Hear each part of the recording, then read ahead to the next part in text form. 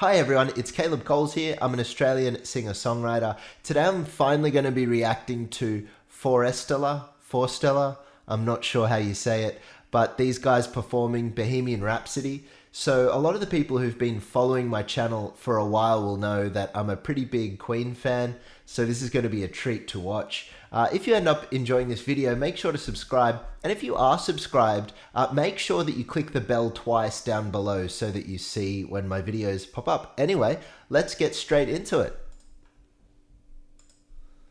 Is this the real life? Is this just fantasy? Caught in a landslide, no escape from reality. So I'm going to try not to stop it too much, but what I will say is there's a lot of production going into the sound that they're producing. I'll talk about the vocals as well. I mean, that bass was phenomenal and the layering is just awesome. At the very end, I'll talk a little bip about the production. So I'm going to ignore that for now and just listen to the performance. Let's keep watching. That was a great introduction. Open your eyes, look up to the skies and see.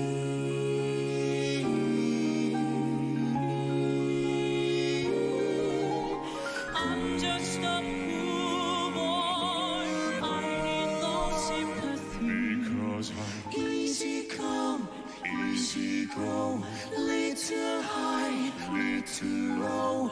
Anyway the wind blows doesn't really matter to me.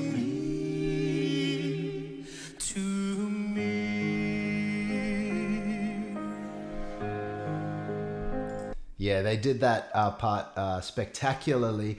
Obviously, the harmonies were slightly different to the way Queen does it, and some of the notes are a little bit different, but it was a beautiful interpretation. And that's what you want to do when you do a cover is, well, I believe you should reinterpret the song to suit you and to bring a new layer to it, a new dynamic to it. Because if you just wanted to hear the original, you just go back and listen to the original, but we want to hear these guys bring their own flavor to it, and that was really, really cool. Let's keep watching. Mama just killed a man, put a gun against his head, pulled my trigger, now he's dead. Mama, life had just begun. But now I've gone and thrown it all away. Mama,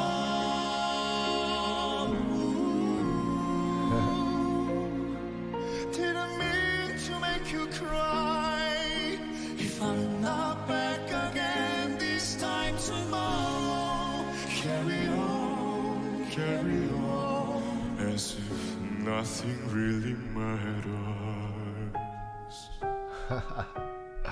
Oh, that was wonderful. That was really, really, really good. I love how they made it their own, and it's a very emotional cover. It does have that slight musical theatre operatic vibe that the original has, but it also has a great emotive thing that they're bringing to it. I liked how he sung it a bit different. When Freddie sings it, he goes, how does it go? But our life had just begun.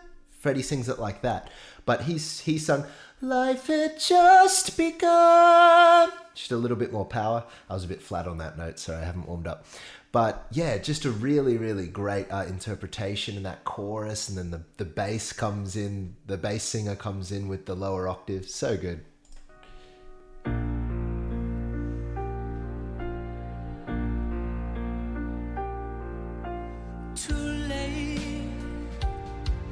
My time is gone. Sun shivers down my spine. Body's aching all the time. Goodbye, everybody. I got to go. Gotta leave you all behind and face the truth. Great. That's the bass singing too.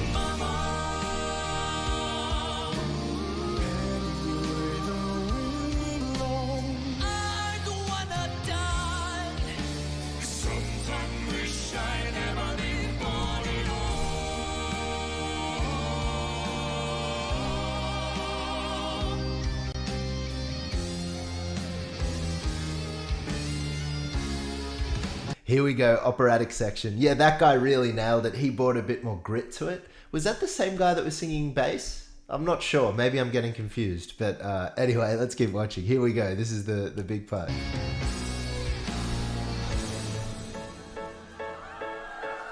I see a little silhouette of a man. Scaramouche, wheel through the fandango. Sundown tonight, very, very frightening me. Galileo, Figaro. I'm just a poor boy, nobody loves me. He's just a poor boy from a poor family, sparing his life from this monstrosity. Easy come, easy go, will you let me go? We will not let you go. We will not let you go. We will not let you go. We will not let you go. We will not let you go. Let me go. No. Mamma mia, mamma mia, mamma mia, let me go. Yes, there's a penny for the side for me, for me.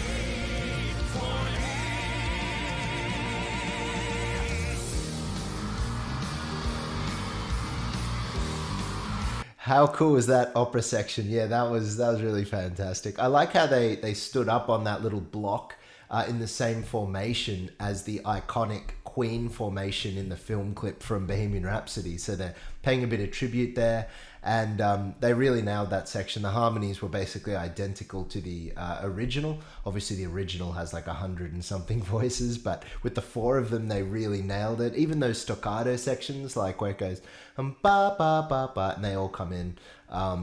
You know, that kind of cascading effect. They really, really nailed that as well. So here we go, rock section.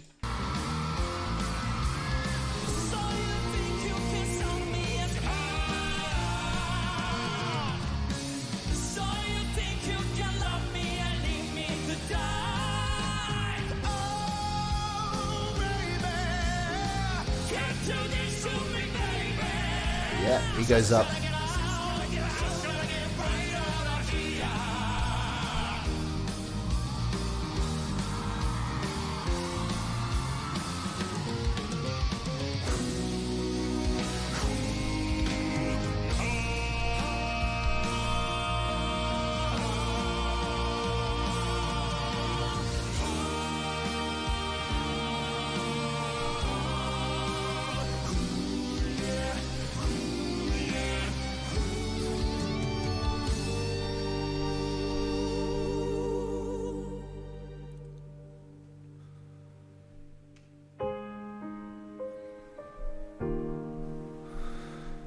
Nothing really matters.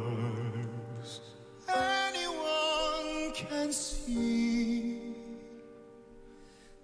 Nothing really matters. Nothing really matters to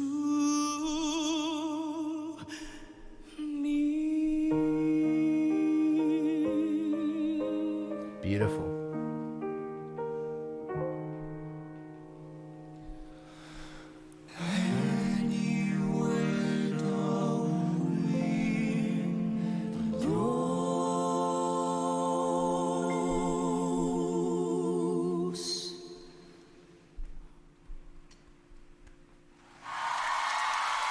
Yeah, what a great performance. I like how they had their own flavor to it at the end there. The harmonies there were almost barbershop quartet style harmonies. At other times they did the same harmonies as Queen. They did a great job at using the strengths of their voice, obviously, like the bass, and a few of them sounded like they were baritones.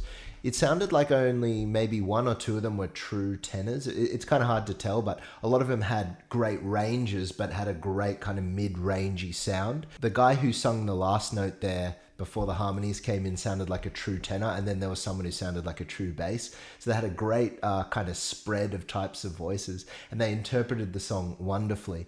I will just say, on the production side of things, it was very heavily produced, and what that means is it doesn't sound like it was a particularly raw sound from the night.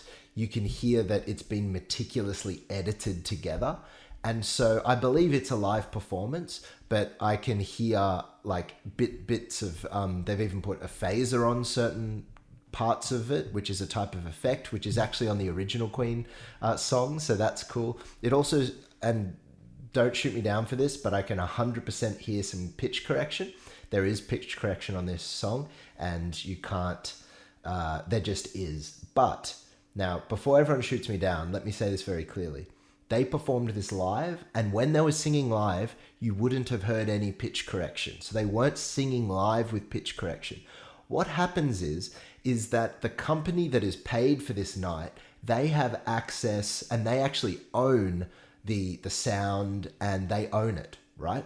So they can do what they want with it. So they just hire a sound engineer to go, hey, make this sound as absolutely good as you can. The sound engineer imports it, fixes any pitch issues, does anything, and then they export it. Now, the reason I'm saying that very clearly is that's the way the music industry works. The performer doesn't own anything. The performer gets paid for a job, and it's the person who pays for it who owns it. So whoever owns this TV show, they own the rights to everything that happens, and they don't ask the artist. Okay, I want to be really clear about that. You can tell that these guys are perfect singers. They're phenomenal. If you were standing or sitting there live listening, you wouldn't have heard any mistakes, I'm sure. But you can tell that rather than just keeping the raw sound, they wanted it to be next level, absolutely perfect. So they've clearly edited that. So now the reason I'm saying that, and I could have dodged talking about it, I could have just gone, wow, great performance, and not said anything, is that that's the way the music industry is now. If I were to sign up for a singing competition like The Voice or X Factor and sing, even if I tell them, hey, don't pitch correct my voice, they will do it. Those shows are all auto-tuned, and that's just the way it happens. Now, not all of them, but I know the Western ones do it. They try not to do it too much, but they do it. So we're in a funny time in the music industry because so much is faked and so much is real, but then it goes into certain people's hands and then they do what they want with the recordings and all that kind of stuff. So that was a bit of a tangent, but to say this performance was live, they are excellent singers, and I can tell that if you were there, it would have sounded flawless. But I can also tell they've taken the raw tracks and touched them up a bit and then released them, and that wasn't the artists, and the artists would not have been asked or consulted in that process. It just would have been done. So anyway, I loved that performance. I loved that arrangement. It was really, really great. And I want to hear more from FORESTELLA, however you say it, because they are clearly an immensely talented vocal group. And whether they rearranged this song themselves or whether they partnered with someone else, they are a great outfit with a great sense of originality, which is something I really appreciate. So I hope you enjoyed this video. I hope I didn't offend anyone by saying what I said about the tuning stuff, but yeah, it's a funny time we live in. So anyway, if you enjoyed this video, make sure to subscribe, and I'll see you all next time. Thanks, guys.